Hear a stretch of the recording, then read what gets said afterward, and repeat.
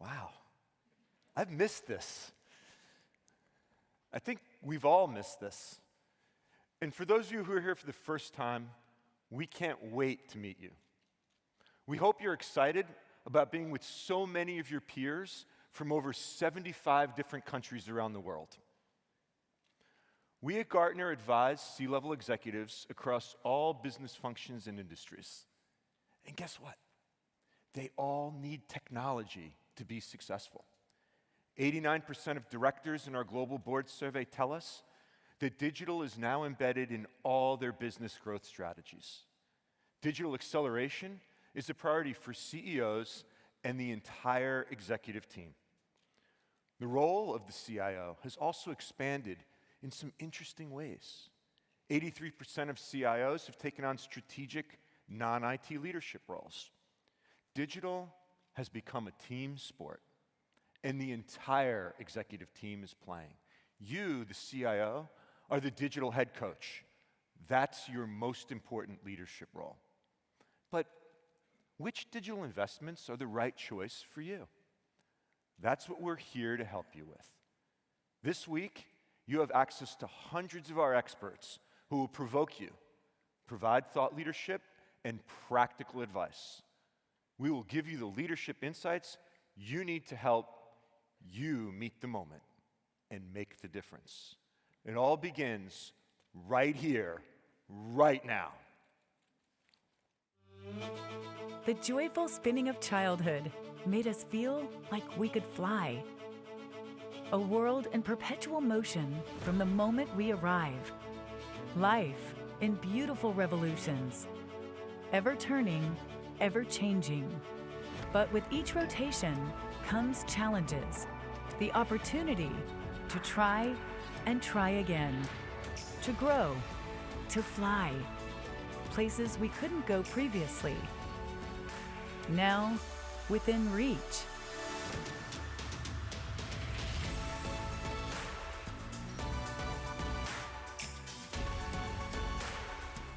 Find your balance. Meet the moment. Make the difference. Hello, Barcelona! We are back! And it feels great. These last few years have been quite a ride, haven't they? The pandemic, social upheaval, climate change, the Russian invasion of Ukraine, rampant inflation. And yet, I feel optimistic because in spite of all the crazy of the last few years, somehow the world keeps spinning, providing us with opportunities to meet this moment and make the difference. Let's rewind a little bit. During the pandemic, you all created a wave of digital technologies that kept the world functioning. And now, the wobbly world needs you again. Boards, CEOs, public sector leaders, you and I, we're all facing a ton of global disruptions. This new data from our Board of Directors survey shows that the top focus areas for the board are the economy, and you guessed it, the economy. If we look at what's next on the board's list, we find some of the causes for this economic uncertainty. Talent shortages, energy costs, that's a big one here in Europe, as you know, and changing business models. At the same time, we're dealing with a radical increase in cybersecurity attacks globally. As we've increased our investments in digital, the bad guys have ramped up their attacks too. And this is tough, yes. But it also creates new opportunities for CIOs to make the difference. Let's see what CEOs think. Our global CEO survey shows that CEOs have been deprioritizing growth over the last few years. It's still their first priority, yes, but with less intensity than previously. And why? They don't want any more growth? Oh no, they do love growth, nearly as much as I love paella. But they don't have enough talent or enough raw materials. They cannot make supply meet demand. So the growth curve has dropped. Your digital leadership can bend the curve back up. The average CEO expects less growth, but our global CIO survey shows that organizations that are digital leaders expect 3 times more growth. To be clear, high digital maturity organizations expect revenue growth rates that are 3 times higher than low digital maturity organizations. Today, we'll share IT force multipliers that will help you create that growth, but in a different way. Because what does the world, your employees, your customers, your investors need from you right now? They need IT for sustainable growth. And now, this is where you can make, really, the difference. Sustainable growth, in traditional financial terms, means growth that is repeatable without taking on financial debt. But sustainable growth is more than just financial results. It also includes growth that is ethical and environmentally sustainable. And now, let's add IT into the mix. IT for sustainable growth is a set of digital investments that deliver repeatable financial results in an efficient and responsible way. Because now is the time. Vamos! And all this while the world continues pitching and rolling and, well, spinning. But in physics, spinning is good, right? Gyroscopes use spinning and rotation to create stability. Gimbals are what stabilize gyroscopes. And they are life-changing. They're in your cars, ships, planes, satellites, spaceships. They're even in your mobile phones. Now, most of you, many of you, flew here in a plane, right? Without a gyroscope, your plane would not have remained upright in the clouds. Can we all agree? Spinning gyroscopes, these are good. Spinning planes, not so much. This represents your sustainable growth, but it looks a little bit wobbly and probably could use a little help. So we have 3 gimbals you need to create IT for sustainable growth. First, revolutionize work by tech enabling the workforce to create sustainable performance. Second, drive responsible investment. Stakeholders are demanding products that, at a minimum, do no harm. And third, implement resilient cybersecurity to help build sustainable protection. When we put the 3 together, you get IT for sustainable growth. We'll discuss IT force multipliers to meet the moment and make the difference, and perhaps help keep our world spinning on its axis. IT for sustainable growth begins with revolutionizing work. My colleague, Mary Mesaglio, will show you how. Recession or no recession, you can't find talent for love or money. Globally, in almost every region and across almost every skill set, we see an increased demand for talent, higher turnover, and longer recruitment cycles. You are at the epicenter of this talent crisis. You know this. No matter how much your peers complain that they can't find great talent, it actually is harder to be you. Recruiting is hard, but recruiting for tech skills is harder. Good luck recruiting any position that has the word engineer in the title. So, you're at the epicenter of the talent crisis. But what your organization may not know is that you and IT are also at the epicenter of the talent solution. The pandemic that sent so many workers home also gave them awesome digital skills and made them hungrier for good tech. In Europe, 72% of workers say digital technologies are essential for their success. And 62% of workers see improving digital skill sets as essential to their work. Tech matters more than ever in the recruitment, retention, and high performance of all enterprise employees, not just in IT. Let's look at some new data that may surprise you. First, technology's role in recruitment. We surveyed job seekers about their technology experience. And one of their top 3 pain points was annoying or cumbersome job application technologies and portals. Many of these annoyed individuals abandoned the application process, turned down a job offer, or wrote a bad review because of their technology experience. So that's for recruitment. How about technology and retention? Workers who have a good experience with their enterprise applications are twice as inclined to stay at their organizations. That's a huge impact on retention. And how about technology and performance? Workers who have all the tech they need are less fatigued, have higher intent to stay, and are higher performing.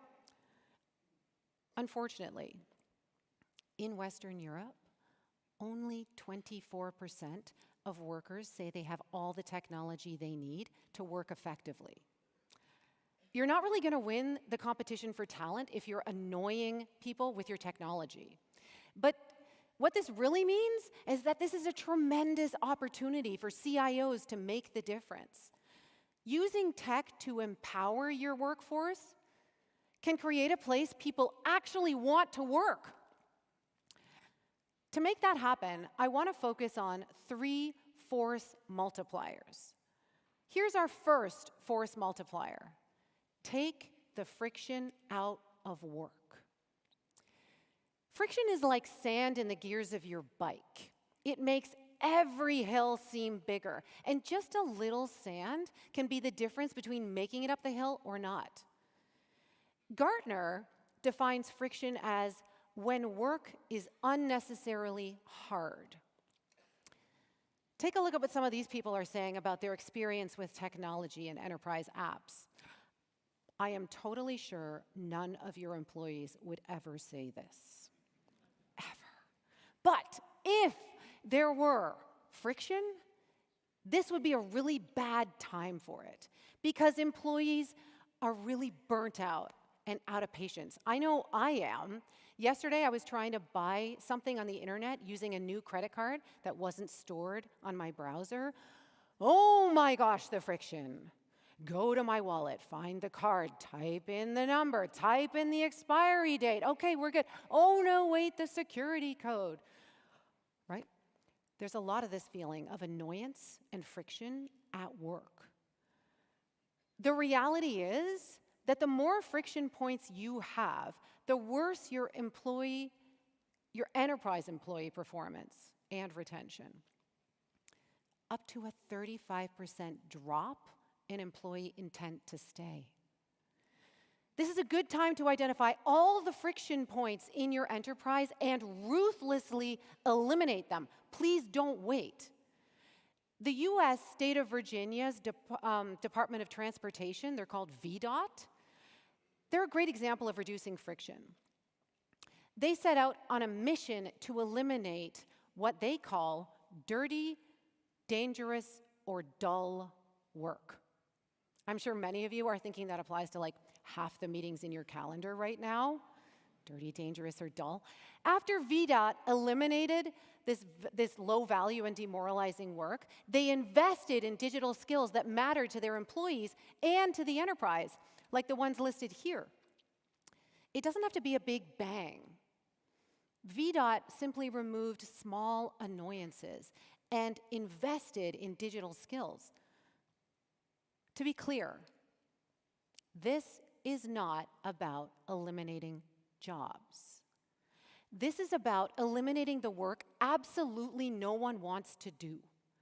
Please ask yourself where you can ruthlessly eliminate friction, all the low-value, soul-crushing work nobody wants to do, so you can re-energize your employees and liberate them to perform. Force multiplier number 2, invest aggressively in AI augmentation. If we want to create sustainable performance, we need to rethink our relationship with productivity. We need to stop focusing on activity counting and start focusing on impact. As I said, people are tired. Pushing more productivity through a fragile talent pipeline is not going to work. What employees need are tools and technologies that empower them to make an impact. AI augmentation is a force multiplier because it can increase the reach of your employees. Here's an example.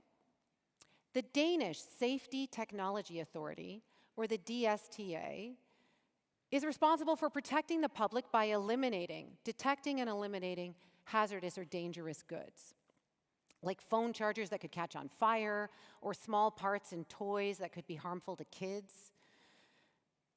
The DSTA has 190 employees. The population of Denmark is 5.8 million people. Are there any Danes in the audience? Any Danes? Okay, there's lots of Danes. Okay, this is for you.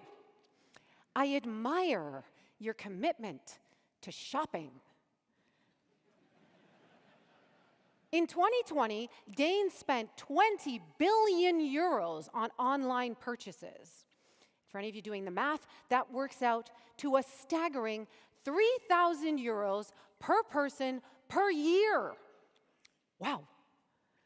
So, how the heck are 190 people at the DSTA supposed to monitor all those purchases for dangerous goods?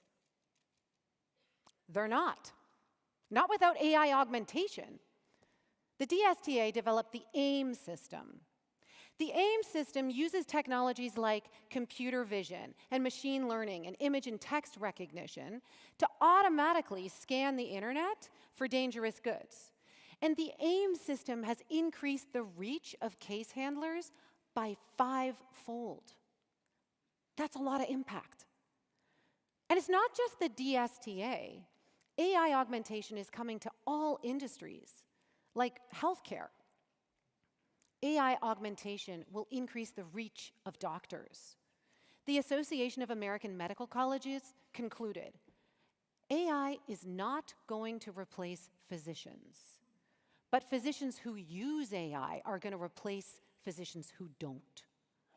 The high-impact workforce of the future is AI-enabled, and you can lead that charge. And now, multiplier number 3. Invest in the highly hyped in a highly visible way. Yes, you heard me right. Gartner is advising that you invest in the highly hyped. And I know that sounds wrong, especially in a downturn, right? And I also said highly visible, and that sounds risky. Why would we ever experiment publicly with a whole bunch of stuff that's likely to fail? A couple of reasons. First, organizations that innovate in tough economic times stay ahead of the pack. And second, enterprises that experiment publicly attract the best new pack members. And this matters because whatever else is happening, you still have a talent problem. Speaking of talent, anybody here struggling with hybrid work? Many frustrated CIOs come to us and say, this was so much easier when everyone was out of the office or everyone was in the office. This in-between hybrid thing is incredibly difficult. And it is. Many executives are concerned that hybrid work is damaging their corporate culture. So they're trying to turn the clocks back by mandating employee physical time in physical offices. And shocker, this isn't working. It's a myth that your corporate culture only takes place in corporate offices. Your enterprise culture is digital. It takes place in an endless number of spaces and experiences that are digital. Technology is the new epicenter of your corporate culture. Let me say that again. Technology is the new epicenter of your corporate culture. This is the rule now, not the exception. So, what digital spaces can be created to show who you are and what you value? How about an introverse? An introverse is an emerging virtual office concept that incorporates metaverse technologies to bring employees together in immersive meetings to collaborate and innovate. And I know what some of you are thinking. Here's Gartner talking about the metaverse, hyping it up. The metaverse is coming. Yes, it is still nascent.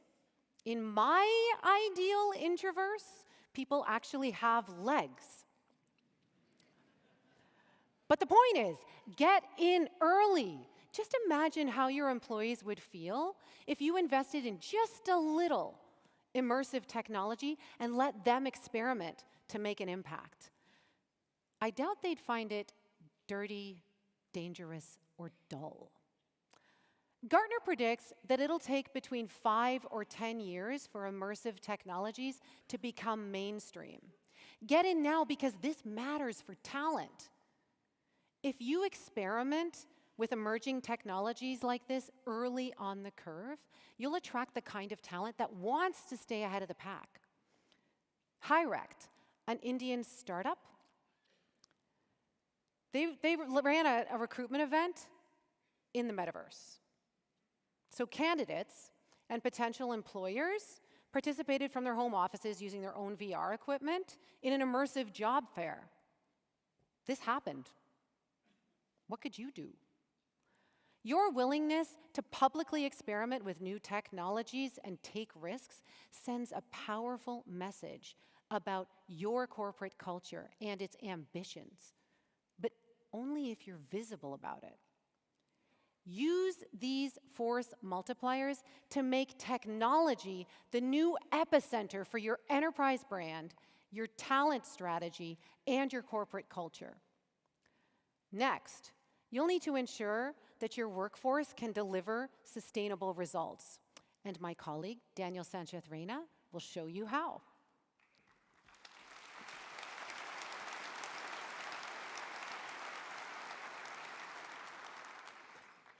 On my last trip to Rome, I went to see the School of Athens, the marvelous fresco painted by the Renaissance artist Raffaello.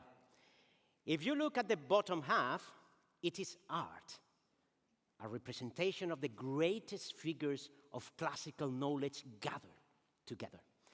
If you look at the top half, it's a lesson in architecture.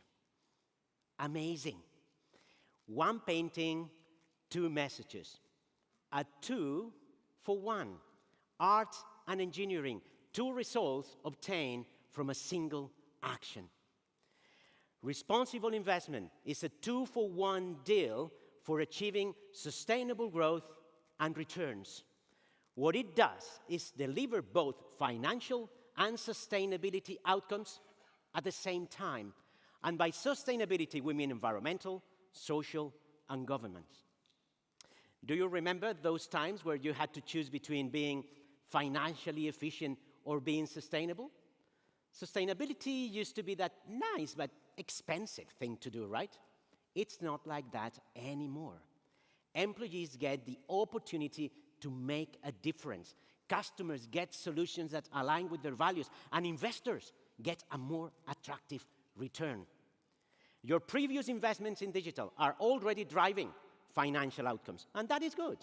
That's how it has to be. For example, financial services leaders have used digital to increase Net Promoter Score and reduce operating costs.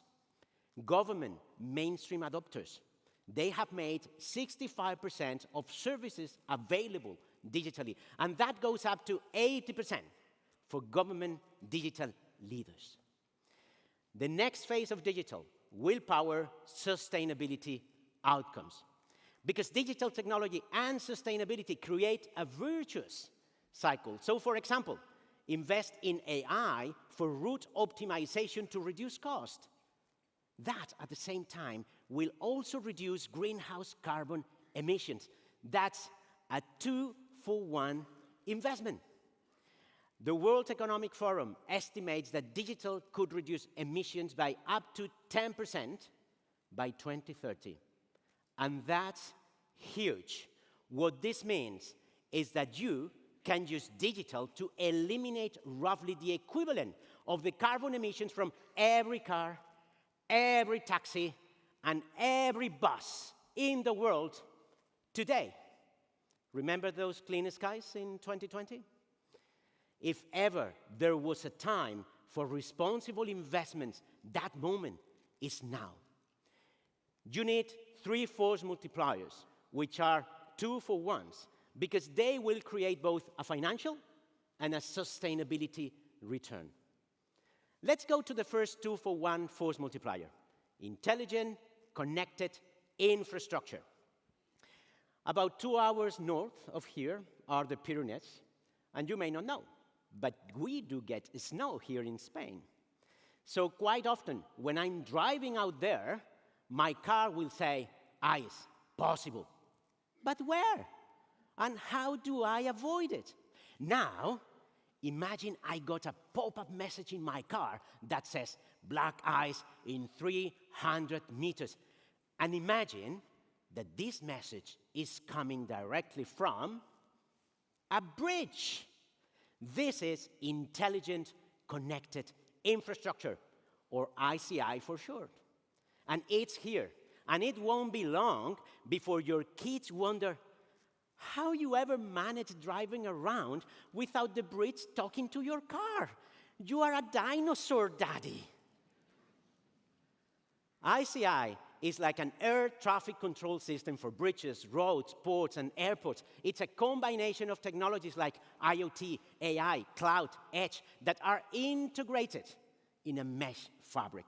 Infrastructure used to be silent, but ICI gives it a voice.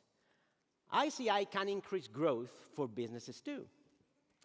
And by now, you would have noticed my nice, attractive, musical Spanish accent, right? So let me stick with Spain for a moment. Algeciras port is located in the south of Spain, along the Strait of Gibraltar. It is the first Spanish and the 4th European port in total cargo. Here's the thing about ports. Every extra minute costs money. A delay at the beginning has a cascading effect all the way to the final customer. You. Supply chain issues. Does it ring a bell? Algeciras port uses a blend of technologies: AI, IoT, cloud, 5G network, virtual reality, augmented reality, to reduce the idle time of vessels by 12% and greenhouse carbon emissions by 10%. 2-for-1. Invest in ICI to increase growth for businesses and cities and to improve lives for citizens. And now the next 2-for-1 force multiplier: autonomous sourcing. Autonomous sourcing is kind of online dating with suppliers, but without all the naughty things. How are you going to find a supplier with the unique skills and resources you need to pursue a new opportunity? Your perfect match. The only way is autonomous sourcing. Autonomous sourcing uses AI, machine learning, natural language processing to give you access to a much wider range of suppliers, and it automates the process. Fidelity Investments is using autonomous sourcing to gain access to 30,000 supply chain and talent partners. Fidelity has reduced the costs associated with supplier deals by 20%. Getting an RFP out the door used to take 4 to 6 weeks. Now, it takes less than 1 day. Remember what Mary said about removing friction at work? That's removing friction. On top of that, Fidelity didn't have information about supplier sustainability. But with autonomous sourcing, more of their supplier spend is now going to a wider, more diverse range of sustainable suppliers. Invest in autonomous sourcing to increase efficiency and improve supplier sustainability. And now, let's go to our last 2-for-1 force multiplier.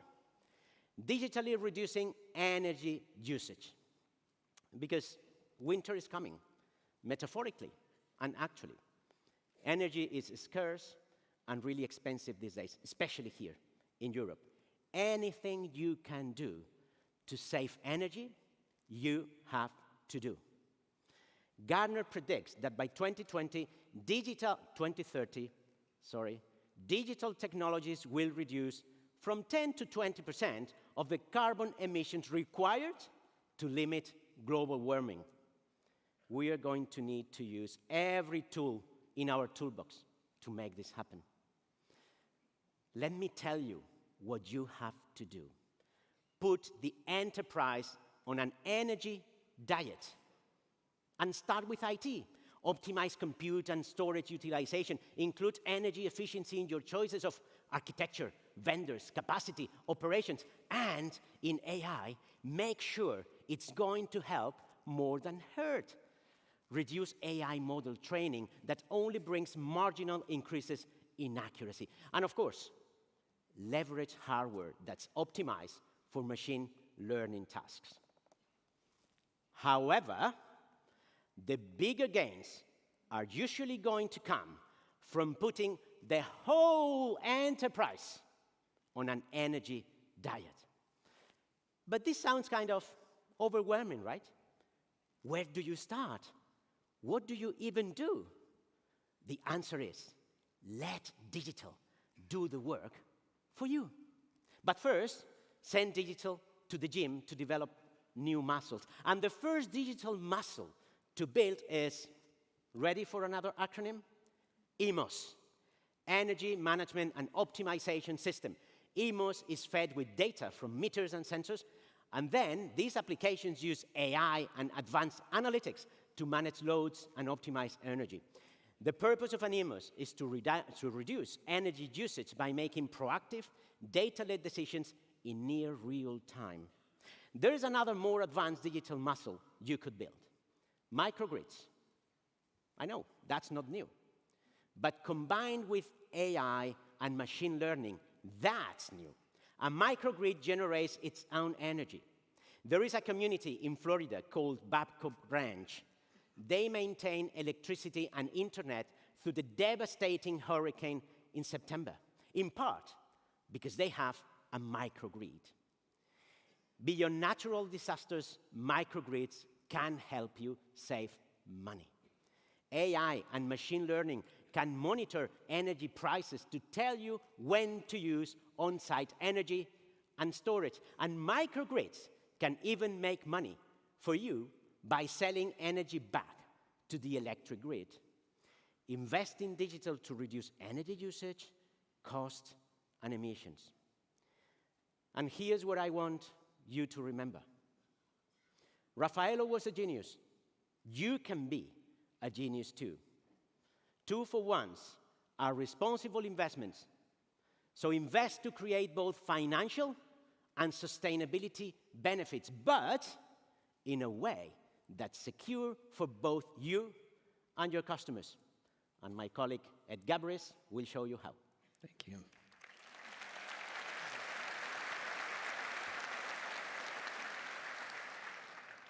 Have you noticed that most executives tend to treat security like magic? I think that makes the CIO the wizard. You know, the problem with this is, when things go wrong, just get rid of the wizard. This is not working very well. You're being hacked daily. Just look at ransomware. Ransomware is a business model, and business is good. Did you know that ransomware gangs have shareholders? They have service providers. They even have their own digital marketplaces. But customers need to trust your brand, and IT can't support sustainable growth if it's being held hostage anytime someone clicks on a cat video. But you can't protect the organization or your customers entirely. Too much security, it's disruptive. And you're not going to buy your way out of this. So how are you going to secure it all? You're not. No more than retail will eliminate shoplifting, or government will reduce fraud to zero, or manufacturing will achieve a zero defect rate. These are managed as business issues. We need to treat cybersecurity as a business issue. 88% of boards now view security as a business risk, not a technical one. Let me ask you a question. If your organization gets hacked, can your CEO defend your security investments to your key stakeholders, especially your customers? Maybe not. Most cannot. So let's address that now, not after the hack. Brittle cybersecurity is up or it's down. But resilient cybersecurity, now that is always adjusting, always sensing, and always operating in response with business needs. These are your force multipliers for resilient security. The first multiplier, manage your attack surface. Your attack surface amplifies your security challenges. Let's say you buy software from a company in California. They source components from a company in Dublin. They have contractors in Singapore. Your data, well, that's stored in a cloud run out of São Paulo. Traditional vendor management can help you manage your suppliers, but in cyberspace, the problem gets really, really complex. Each of these dots represents the APIs, services, and applications that support your organization. Here are the ones your partners use. And here are the ones their partners use. And so on, and so on. This is the complexity of your cyber attack surface. IT asset management's not going to cut it. I mean, honestly, we struggle with laptops. Each of these technology components creates risk. Open source has made it even harder. I mean, sure, it's delivered huge benefits in reuse, but also created a complex nightmare of dependency risk. We're going to be living with Log4j for years. It is buried 7 layers deep. So let me paint a picture for you. According to Veracode, 77% of flaws in open source libraries still aren't fixed after 3 months. And 79% of the time, developers never even update those libraries. According to Black Kite, 58% of ransomware victims left admin ports or internal data shares open to the internet. Okay, for some of you, that meant something. For everybody else, that just means you have tens of thousands of vulnerabilities through everything you use. And that situation isn't changing soon. Whew. Anybody feeling a little bit wobbly? Fear not. This is a golden opportunity for technology. Use external attack surface management to orchestrate all your actions and investments across your software supply chain. EASM is used to discover all your vulnerable external-facing assets. It can track California, Dublin, Singapore, and São Paulo dependencies, all while you sit right here in Barcelona. Use software composition analysis to gain visibility into your software supply chain issues. SCA identifies and controls your open source libraries and manages your software bill of materials. It knows where Log4j is hiding. Use threat intelligence to prioritize and fix vulnerabilities. Look, despite the massive number of vulnerabilities you face, only a small number of them are exploitable at any given time. So, while you need visibility into everything, threat intelligence can tell you what's coming for you right now. And now, while many of these technologies may be new to you, the time to act is today. Our second multiplier is to align protection to business outcomes, your customers, and your most critical technology dependencies. Start with the dependencies that have a clear line of sight to your most important business or mission outcomes. For example, Here are 50 systems and applications that support sales. These support manufacturing, and these are for the finance team. By using a business outcome approach, you can prioritize the systems that support sustainable growth, like manufacturing and sales. Or for those of you in government, citizen engagement. If you're in defense, this is combat readiness. Now you're treating cybersecurity as a business or mission risk. And that allows you to make better investment decisions, balancing the need to protect with the need to achieve business outcomes and serve your customers. Now you're making a difference. So, it should be easy, right? Everybody wants great security until they have to pay for it. Because the money does matter. So quantifying risk is an important step in choosing investments. Now, many of you are probably using statistical analysis. You're evaluating probability and impact. Unfortunately, as you know, that's expensive. It's complex. It's often impractical. The US telecom provider, Verizon, they chose to focus quantification on parts of the business that generate value, assets. They used readily available data to now quantify value and exposure. This has allowed Verizon to scale to more than 13 million risk assessments a month. And these assessments, this is something they use in almost all of their related risk decisions. Okay, but I get it. Many of you are not going to have the resources to duplicate what Verizon has done. But there are alternatives to achieve similar results, like our third multiplier.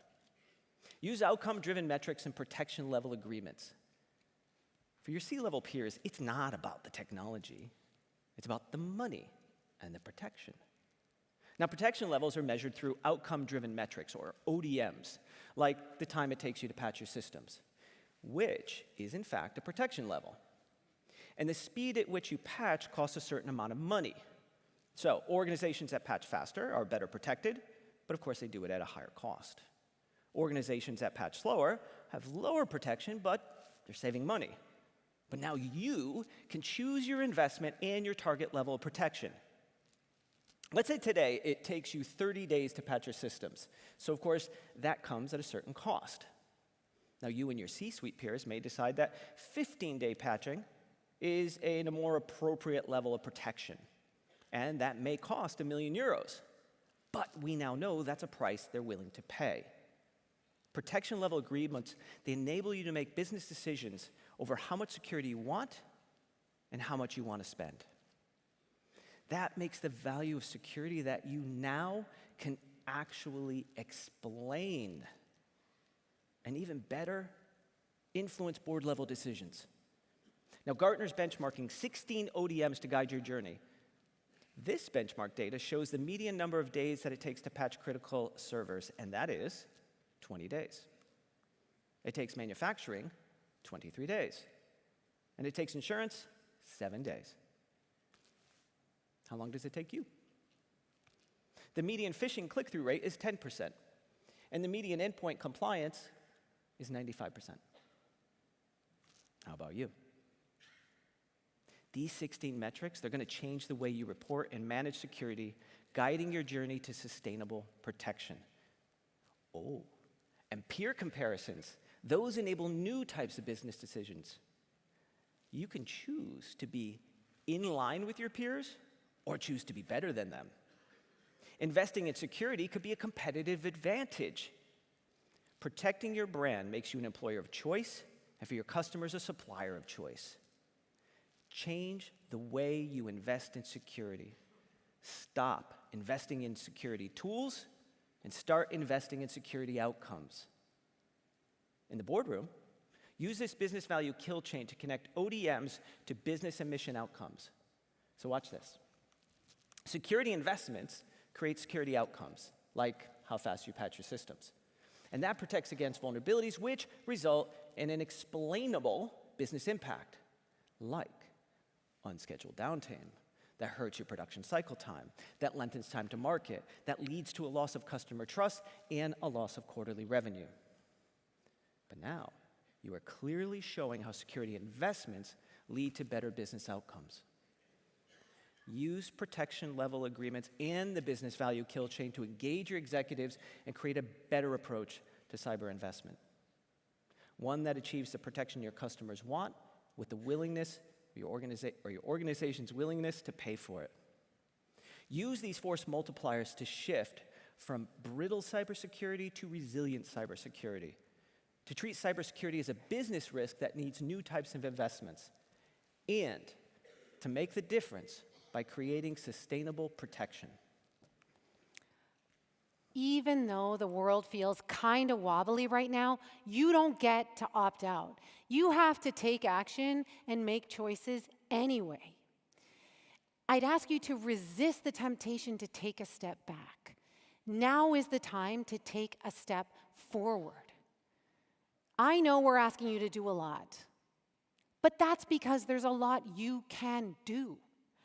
We've shown you a variety of technologies, trends, and approaches that you can invest in. Now it's time to make your choices. Choose the technologies that match the ambitions and risk appetite of your organization.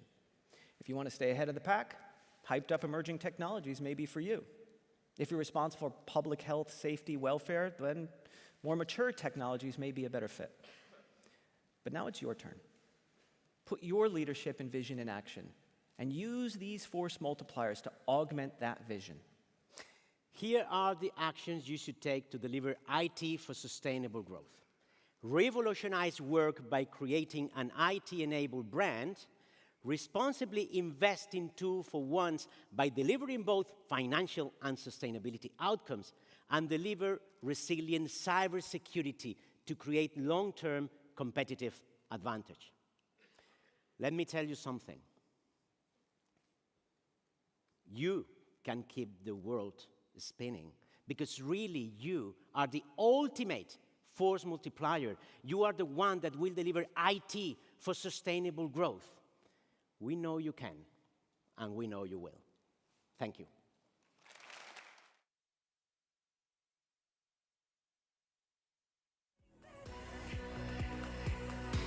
Things keep getting better, better. Things keep getting better.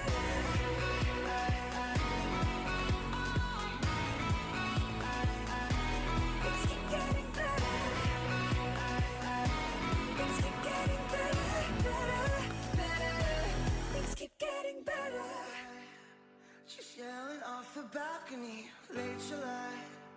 Just waiting for your friends to leave, and finally, so can we